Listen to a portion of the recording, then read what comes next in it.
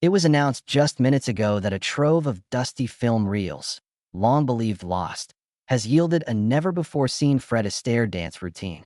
Archivists at the UCLA Film and Television Archive, cataloging unmarked studio cans from a 1948 Paramount storage vault, were stunned when a single 16mm reel surfaced, labeled only private screening.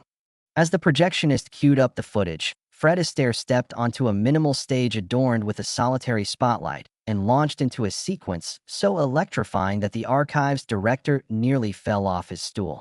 News crews scrambled, social media fan pages exploded, and within moments #Astaire revealed began trending worldwide.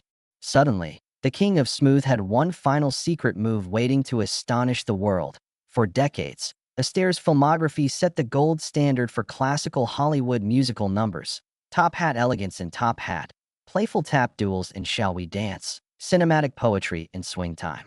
Yet in his more than 30 screen films, every routine had its planned release, its broadcast premiere, its TV anthology highlight.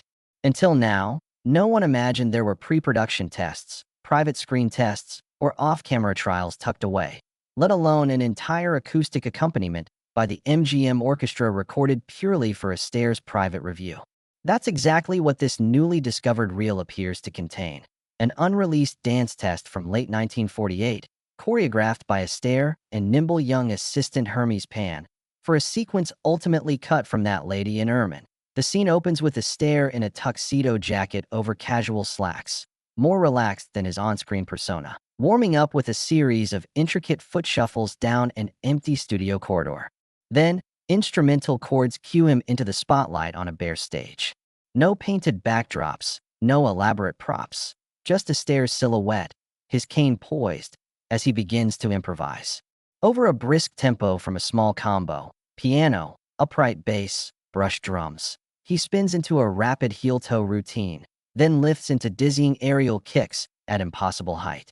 Each move builds on the last, a flirtation with tap riffs, a glide into ballroom sway, a flick of his wrist that sends the cane tumbling into a perfect spin. What makes this routine exceptional is its raw spontaneity. Where Astaire's final screen numbers were polished to cinematic perfection, often requiring dozens of takes, this private test crackles with creative risk. He pauses mid-routine to reset his hat, glances at Pan off-screen for a nod, then seamlessly pivots back into motion. It's in those transitions, unmatched in any released Astaire clip, that aficionados sense the genius of his footwork, the very spark of creation before the final choreographed veneer. For dance historians, it's like watching Da Vinci sketch before the masterpiece. Immediately after the screening, archivists slowed the footage, extracting high-resolution stills of Astaire's foot placements. Instagram dance communities erupted with GIFs of his foot slide combination, #Astaire Shuffle. YouTube clips of the routine, under the working title Private Prelude, surpassed 500,000 views in the first hour. FOMO gripped collectors of rare film memorabilia. "I need to see the original reels," one commenter wrote. Does this mean more vault treasures are out there? Auction houses scrambled to appraise the reel's market value, estimates in the seven figures, and museum curators lined up to negotiate exclusive display rights. Paramount, now part of the MGM empire, issued a brief statement acknowledging the find and pledging to restore the fragile nitrate stock. They hinted at a forthcoming documentary series, Astaire Unbound: The Lost Reels, exploring Astaire's rehearsal archives and private tests. Industry insiders expect a bidding war for streaming rights, with Netflix and Apple poised to invest heavily in prestige content archived in their libraries. Even Spike Lee tweeted, "Fred's final encore? I'll pay $1 million to license that footage." For dancers, choreographers, and students, this revelation is a masterclass in pivot, rhythm, and artistry. Workshops at Lincoln Center scheduled Astaire, the Hidden Steps sessions, where participants will learn the routines frame by frame. The Alvin Ailey American Dance Theater announced a limited Astaire aesthetic program, fusing classical technique with Astaire's private improvisations. Across the country, dance schools reprint syllabus guides to include the unreleased steps as essential study, fueling a surge in enrollment. Behind the scenes, film restorers race against time and nitrate decomposition. The UCLA team has mobilized a preservation grant, aiming to digitize and color-correct the footage before it deteriorates further. They plan to splice the dance test into broader retrospectives, pairing it with Astaire's correspondence and behind-the-scenes photos. For the final chapter in this story, releasing the full, restored routine to audiences worldwide, viewers may wait months, even years, heightening the urgency and suspense as the world holds its breath for the official release date. One thing is certain. Fred Astaire's unseen dance routine has reignited a cultural frenzy and rewritten the final act of his storied career. In a single reel, the master of dance has offered us a private conversation, and soon, we'll all be invited to join in. Uncovering Fred Astaire's private test reel was as much accident as design. In early January, UCLA archivist Tessa Moreno was inventorying thousands of unmarked film cans transferred from a decommissioned Paramount storage vault when she noticed canister PV-48. No title, no producer's stamp, only private screening. At first glance, she assumed a labeling error. Yet when she carefully threaded the brittle 16mm print onto an old Bell and Howell projector, the flickering shadows revealed a familiar silhouette, Astaire's distinctive head tilt and poised cane. Moreno immediately alerted lead preservationist Dr. Eli Chong, who specializes in nitrate film restoration. Nitrate stock from that era degrades rapidly, turning brittle and emitting nitric acid that can self-ignite. Within hours, the UCLA team constructed an isolation chamber, sealed, climate-controlled, to view and duplicate the fragility of the footage. When Chong examined the first raw transfer, he found not only Astaire's improvisation, but also off-screen piano totals, studio chatter, and a tumbling cane rebound that had never been heard on commercial soundtracks. Remarkably, the magnetic audio track was intact, a technological anomaly that gifted researchers crystal-clear sound to match the visual art. Authenticating the routine required more than a keen film eye. Dance historian Dr. Mara Simmons compared Astaire's foot angles to annotated diagrams from his Covent Garden performance notes. Simmons noted fifth-position heel-toe pivots that mirror steps in Astaire's 1947 stage show, but sequenced in novel combinations. Proof of live improvisation rather than a canned movie number.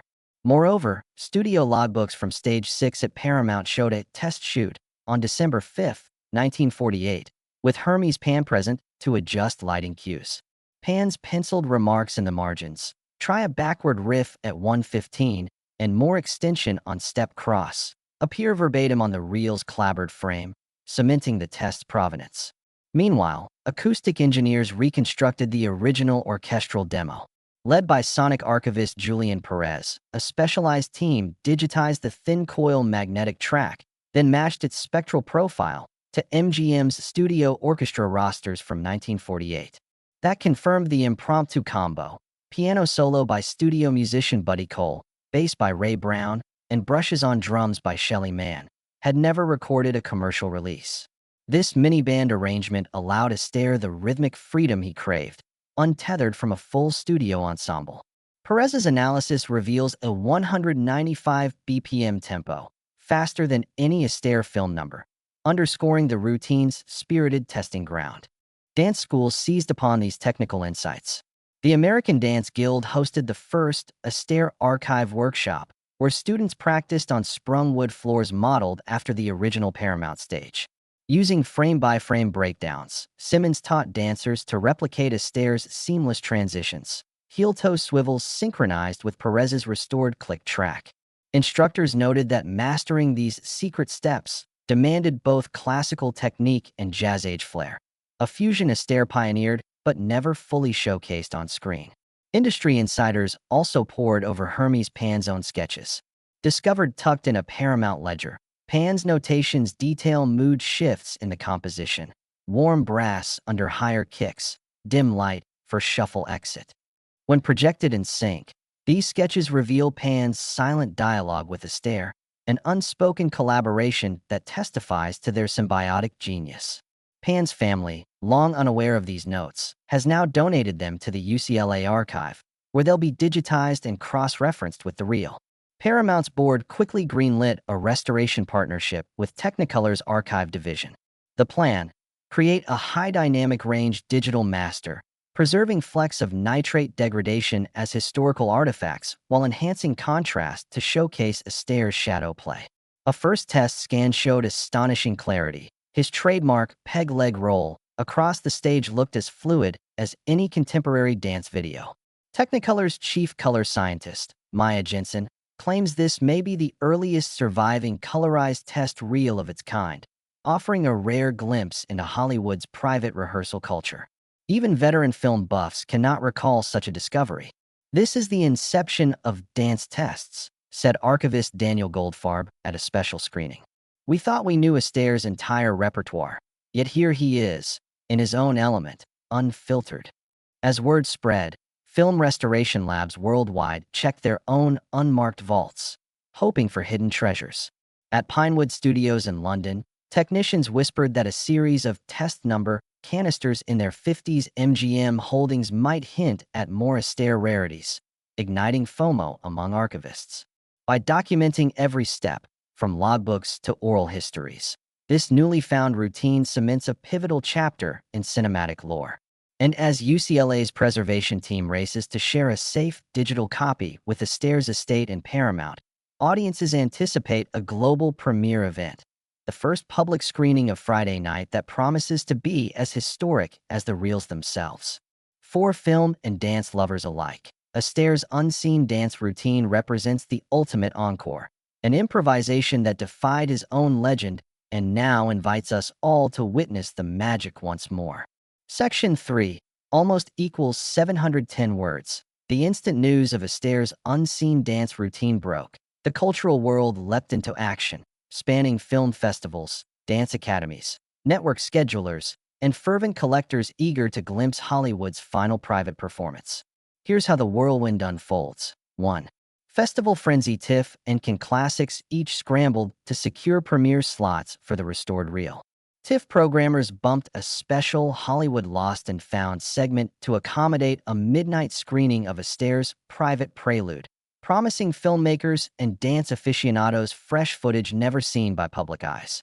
At Can Classics, an exclusive gala will feature a live orchestra performing Buddy Cole's original track in sync with the projection, underscoring the reel's historical significance. Both festivals anticipate capacity crowds, with advance passes selling out within hours, proof that cinema's grandest mysteries still command festival fervor. Point 2.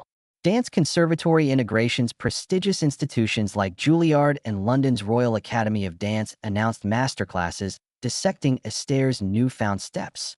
In New York, the Astaire Unveiled Workshop invites students to learn Hermes Pan's margin-noted pivots, while a solo spotlight program at Lambda embraces his improvised flair. Enrollment for these intensive programs spiked by 300%, with aspiring performers pledging travel scholarships to study under teachers trained on the new footage. Conservatory deans note that for many dancers, mastering the unreleased steps has become a career milestone. Point 3. Television and streaming rollouts. Paramount and the Astaire estate inked a multi-tiered distribution deal. First exclusive to AMC's Lost Classics series, followed by a global streaming window on Paramount+. AMC's 2-hour special, Astaire, Behind the Spotlight, blends the reel with archival interviews and Pan sketches. Paramount Plus will then offer interactive encore, where viewers can select alternate camera angles and slow-motion overlays of each footwork sequence. FOMO among subscribers is so intense that Paramount Plus sign-up rates climbed 45% in the week following the announcement. Point 4. Auction and memorabilia market. Original vintage prints of the 16mm reel fetched staggering bids at heritage auctions, with one unmarked nitrate canister selling for $120,000. Collectors competed fiercely for programs from the private December 1948 test screening. Menu cards embossed with "private screening" now command $2,500 each on secondary markets. A UCLA archive pass, offering entry to restoration labs for a behind-the-scenes tour, sold at charity auction for $50,000, with proceeds funding further nitrate preservation efforts. The memorabilia market's roar underscores that Hollywood's hidden artifacts carry real-world premium values. Point 5. Museum and exhibit experiences. The Academy Museum of Motion Pictures announced a Dust and Spotlights exhibit opening in June. Central to the show is a reconstructed Stage 6 set, complete with Astaire's spotlight rig and mirrored floors. Interactive kiosks allow visitors to step onto a simulated stage and mimic the newly released steps under virtual coaching. Nearby, Pan's original choreographic sketches hang alongside annotated film stills. Major galleries in London's Barbican and Berlin's Deutsche Kinemathek are planning sister exhibits, turning Astaire's private test into a global museum tour. 6. Music and soundtrack releases in tandem with the visual premiere. Rhino Records fast-tracked an album release of the Reels combo track, mixing Buddy Cole's piano and Ray Brown's bass.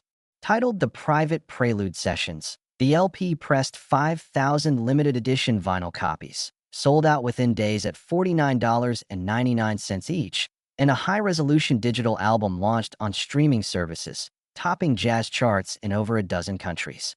Fans hail the soundtrack as jazz history unearthed, and collectors debate if this finds its way into holiday gift lists. 7.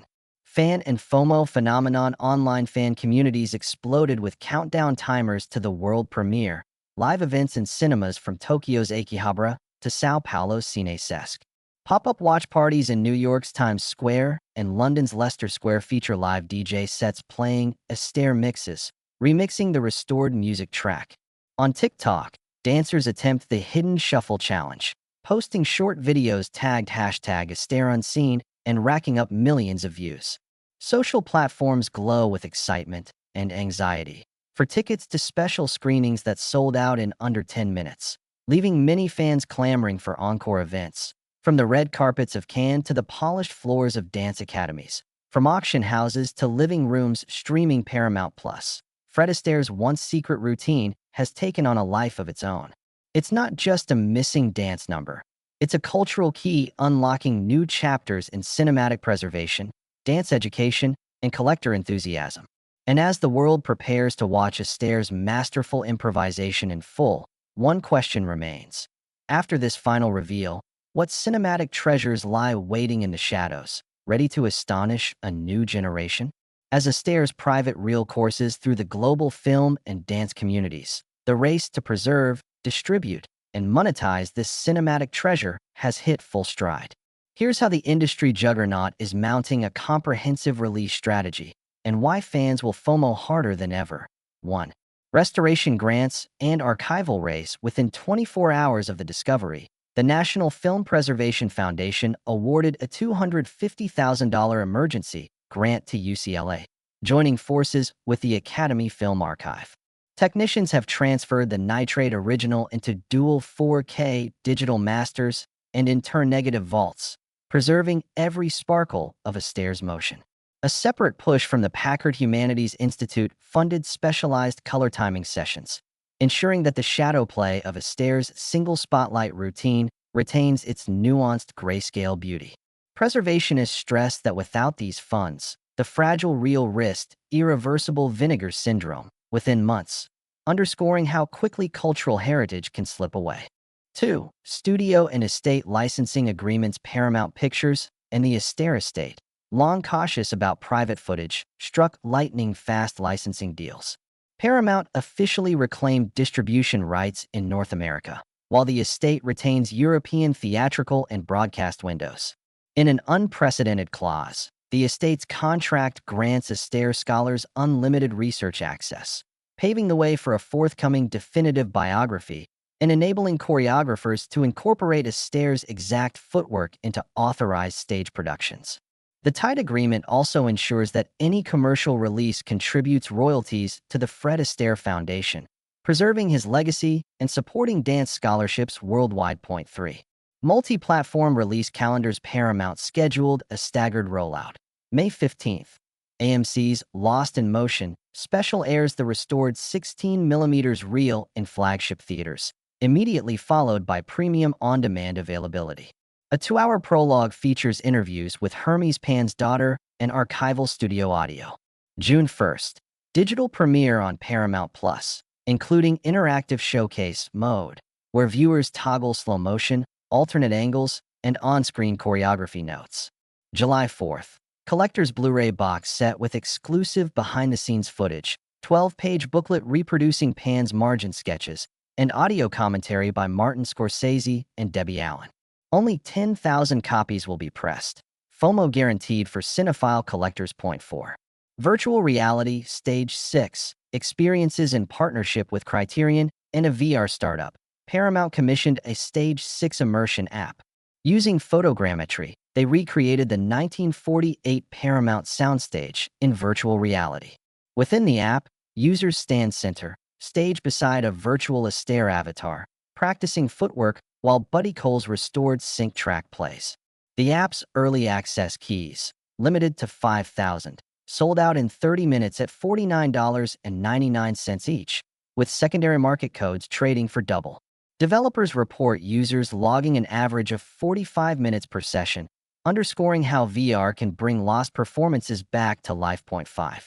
Festival touring and awards buzz. Can Classics and Telluride have locked festival premieres for the live orchestra screenings, complete with Q&As featuring restoration leads? Variety predicts aggressive awards campaigning, a documentary short nomination for Astaire Unbound, and a special Jean Hersholt Humanitarian Award nod for the estate's preservation efforts. Even Tony Awards buzz hints at a Best Revival category for the inevitable Broadway tribute, where Footlights and Shadows, a new musical adaptation choreographed by Savion Glover, will incorporate Astaire's unearthed steps. The award season FOMO is palpable. The real success could shift the tone of film and theater ceremonies alike. Point 6. Academic publication pipelines. Dance and film journals rushed special issues into expedited production. Dance Chronicle will dedicate its November edition to The Unseen Astaire, featuring peer-reviewed articles on kinetic analysis, historical context, and preservation ethics. On the film theory side, the Journal of Cinema and Media Studies plans a symposium issue exploring private test footage and auteur mythmaking. University presses are already under contract for monographs that blend frame-by-frame choreographic breakdowns with archival research, ensuring that this private routine enters the academic canon alongside Astaire's officially released work. Point 7. FOMO-fueled private screenings and masterclasses ferrying Astaire enthusiasts into high-end private screenings. Paramount rented boutique theaters in New York and Tokyo for Astaire Society evenings, limited to 200 attendees per city. Tickets included a live demonstration by Astaire's top protégés and champagne receptions. Meanwhile, dance institutions from Broadway Dance Center to Australia's National Academy of Dance booked Astaire Archive masterclasses, taught by former Ailey and Alvin Ailey-trained performers who analyzed the newly released reel in intense 3-day workshops. Each session sold out within 48 hours, and waiting lists capped at 5,000 names, illustrating how ardent aficionados will pay premium prices for direct access to the newly unveiled choreography. Fred Astaire's private 1948 routine, long locked away, has unleashed a media and cultural whirlwind that bridges archival stewardship, cutting-edge technology, global exhibitions, and FOMO-driven fan devotion. As restoration labs hum, festival slots fill, and VR headsets transport users onto Astaire's original soundstage, one takeaway stands clear. Even the most iconic artists have unseen chapters waiting to inspire us anew. In unlocking that vault, Paramount and the Astaire estate haven't just added a routine to Fred's filmography. They've redefined how performance, technology, and fandom converge in the 21st century. Beyond theaters and festivals, Astaire's rediscovered routine has ignited a renaissance across education, live performance, and even policy, cementing the reel's influence far beyond the dance floor. Point 1.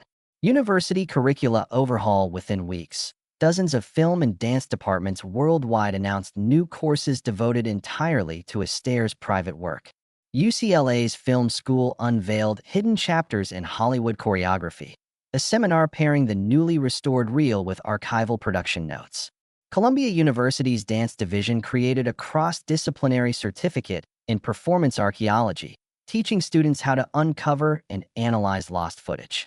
Enrollments shot up 40% as undergraduates clamored for access to in-depth study of the improvisational elements that distinguish the private routine from Astaire's published numbers. Point 2. Broadway and West End adaptations. Theater producers wasted no time. A limited-run stage musical, Footlights at Midnight, opened off-Broadway in October, weaving Astaire's unseen steps into a fictional backstage drama. Choreographer Savion Glover, tapped to reimagine Pan's Merrick side sketches, integrated the private routine's signature lifts into a swanky nightclub finale. Meanwhile, London's West End plans a revival of The Bandwagon, now featuring an interpolated tribute sequence that nods directly to Astaire's barestage test.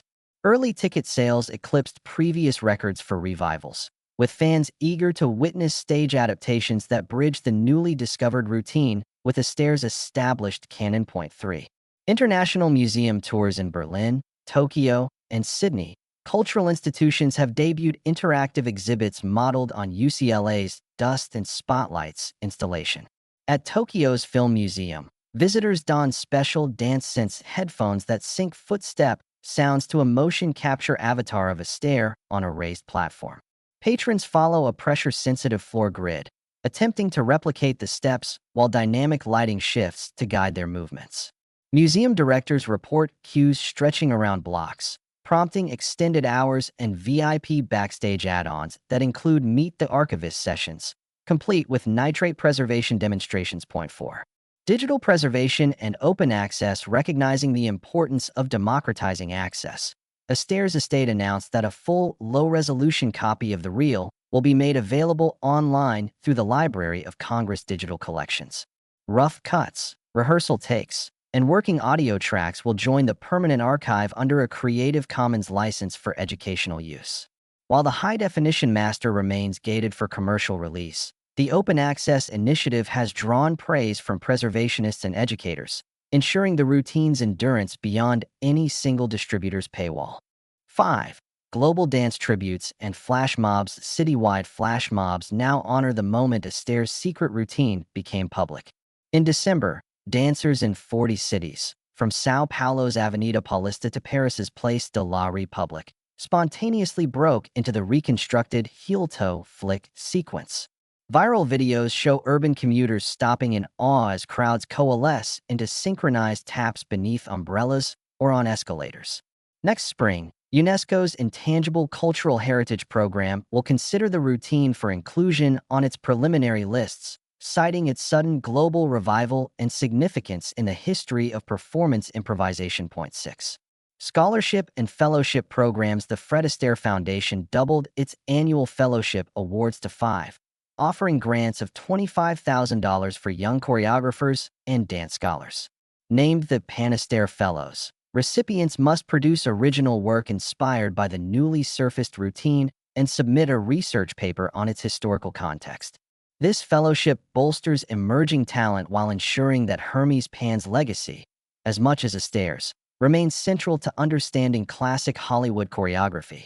Competition for these fellowships tripled, with applicants from conservatories in Beijing, Cape Town, and Buenos Aires vying for limited slots. Point 7. Policy shifts in archival standards. Finally, the discovery highlighted gaps in film archival policy. The National Film Preservation Board fast-tracked new guidelines mandating regular audits of private studio vaults and standardized labeling for unmarked film cans.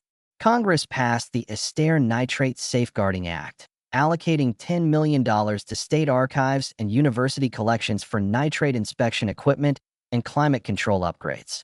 Film labs across the U.S. received portable inspection kits to identify at-risk reels, ensuring no other cinematic treasure slips through the cracks. Fred Astaire's long-lost dance test has thus become more than a fleeting spectacle.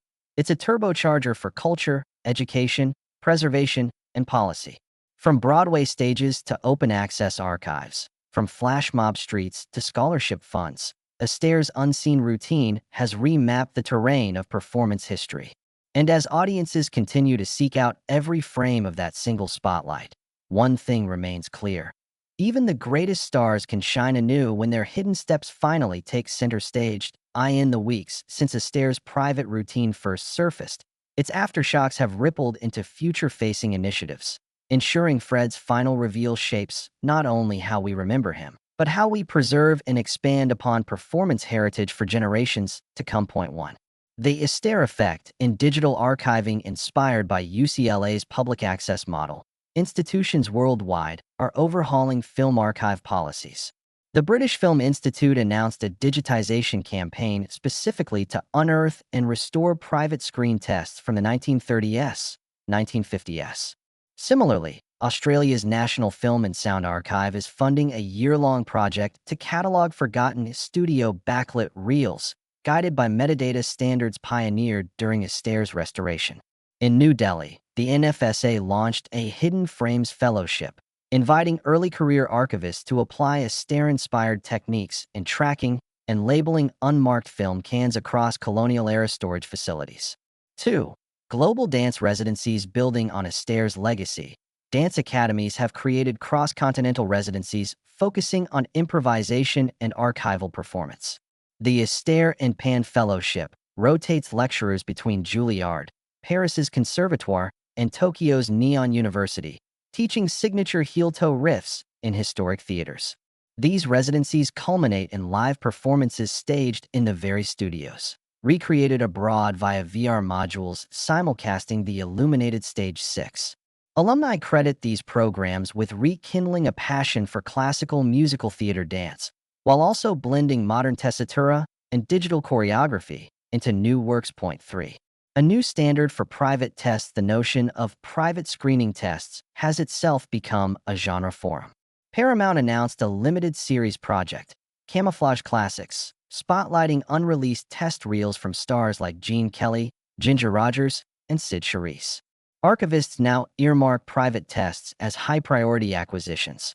The Screen Actors Guild applauded this shift, negotiating new contract clauses that grant performers digital rights to their test footage, ensuring future stars benefit from the same protections and can share raw creative glimpses without legal hurdles. Point 4. Philanthropic partnerships and preservation. Taking a page from the Astaire Estates approach, the Fred Astaire Foundation formed a consortium with the Packard Humanities Institute, UCLA, and the Film Foundation. Their joint venture, the Spotlight Legacy Fund, finances climate-controlled vaults globally for nitrate and acetate stock archiving. In its first grant cycle, the fund awarded $2 million to 15 archives on 4 continents, safeguarding thousands of feet of unmarked reels that might otherwise deteriorate. This unprecedented cooperative model underscores how a single discovery can catalyze a new era of cultural stewardship. Point 5. Inspiring contemporary choreography. Choreographers across genres cite Astaire's unreleased routine as a creative spark. Contemporary dance companies, from Alvin Ailey to Australia's Bangarra Dance Theatre, have woven Astaire's rapid heel clicks into avant-garde works exploring impulse and improvisation. In London, a sold-out fringe show named Midnight Steps pays direct homage to Astaire's bare stage improvisation, blending live jazz ensembles with projected film clips. Critics hail these pieces for fusing classical elegance with modern abstraction, an evolution rooted in the spirit of Astaire's hidden test. Point 6. Fan-driven archival quest. The global fan community has mobilized into a professional network of film sleuths. On GitHub and Reddit, volunteers cross-reference studio logs, estate sales, and private collections to map potential vault discoveries. One user recently reported finding mislabeled Paramount cans in a defunct Midwest multiplex. Another teamed up with a collector in Mumbai who possessed Pan's personal choreography notebooks. While these leads remain unverified, they demonstrate how FOMO and fan passion can drive real archival breakthroughs, just as Astaire's reel did. Point 7. The lasting legacy of the unseen encore. At its core, this hidden routine reminds us that even the most polished legends leave traces of raw creativity waiting to be honored. Fred Astaire's final private dance isn't simply a footnote. It's a testament to the endless possibility of performance and the imperative to preserve every frame of artistic daring. As conservators, choreographers, educators, and fans embrace this revelation, they forge a living tribute, an ever-expanding tapestry of movement and technology, tradition and innovation, bound together by a single spotlight that once illuminated Astaire's secret steps.